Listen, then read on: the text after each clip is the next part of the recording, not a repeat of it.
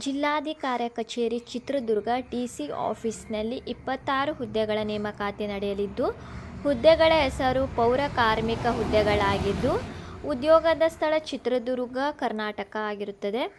ಆಸಕ್ತ ಮತ್ತು ಅರ್ಹ ಅಭ್ಯರ್ಥಿಗಳ ಅರ್ಜಿಯನ್ನು ನೀವು ಆಫ್ಲೈನ್ ಮೂಲಕ ಸಲ್ಲಿಸಬೇಕು.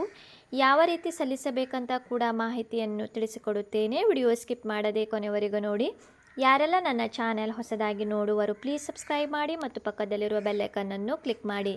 ಸಂಬಳದ ವಿವರ ನೋಡುವುದಾದರೆ, ಆಯ್ಕೆಯಾದ ಅಭ್ಯರ್ಥಿಗಳಿಗೆ ಪ್ರತಿ ತಿಂಗಳು 27,000ದಿಂದ 47,675 ರೂಪಾಯಿವರೆಗೂ ಸಂಬಳ ನೀಡಲಾಗುವುದು. ವಯೋಮಿತಿ ಅಭ್ಯರ್ಥಿಗೆ ಕನಿಷ್ಠ 18 ವರ್ಷ ಮತ್ತು ಗರಿಷ್ಠ 55 ವರ್ಷ ಹೊಂದಿರಬೇಕು. ಶೈಕ್ಷಣಿಕ ಅರ್ಹತೆ, ಇದಕ್ಕೆ ಯಾವುದೇ ರೀತಿಯ ಒಂದು ಶೈಕ್ಷಣಿಕ ಅರ್ಹತೆ ಬೇಕಾಗಿಲ್ಲ.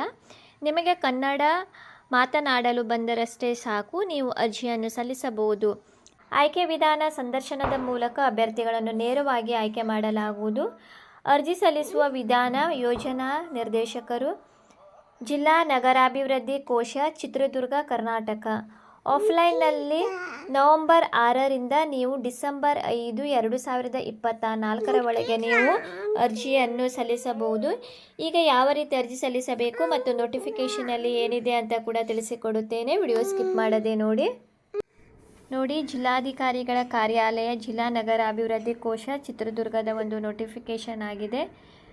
ಕರ್ನಾಟಕ ಪುರಸಭೆಗಳ, ನಗರಸಭೆ, ಪುರಸಭೆ ಮತ್ತು ಪಟ್ಟಣ ಪಂಚಾಯತ್ನಲ್ಲಿ ಖಾಲಿ ಇರುವ ಪೌರ ಕಾರ್ಮಿಕ ಹುದ್ದೆಗಳಿಗೆ ನೇರ ನೇಮಕಾತಿಗಳ ಭರ್ತಿ ಮಾಡುವ ಕುರಿತು ಅಂತ ಇಲ್ಲಿ ಇದೆ. ಅರ್ಜಿ ಸಲ್ಲಿಸುವವರು ಇಲ್ಲಿ ಯಾವ ಒಂದು ಕ್ಯಾಟಗರಿಗೆ ಮತ್ತು ಎಷ್ಟು ಹುದ್ದೆಗಳು ಖಾಲಿ ಇದೆ, ಅಂಗವಿಕಲರಿಗೂ ಎಷ್ಟು ಹುದ್ದೆಗಳು ಖಾಲಿ ಇದೆ, ಸಂಪೂರ್ಣ ಮಾಹಿತಿಯನ್ನು ನೀಡಿದ್ದಾರೆ. ಅದೇ ರೀತಿ ಅರ್ಜಿ ಸಲ್ಲಿಸುವವರು ಇಲ್ಲಿ ನೀವು ನೋಡಿಕೊಳ್ಳಬಹುದು ಯಾವ ರೀತಿ ನೀವು ಅರ್ಜಿ ಸಲ್ಲಿಸಬೇಕಂತ. ಎಲ್ಲದಕ್ಕೂ ಕೂಡ ಅಂಗವಿಕಲ ಆಗಿದ್ದಲ್ಲಿ ನೀವು ವೈದ್ಯಕೀಯದಿಂದ ಪಡೆದ ಒಂದು ಪ್ರಮಾಣ ಪತ್ರವನ್ನು ಕೂಡ ಸಲ್ಲಿಸಬೇಕು.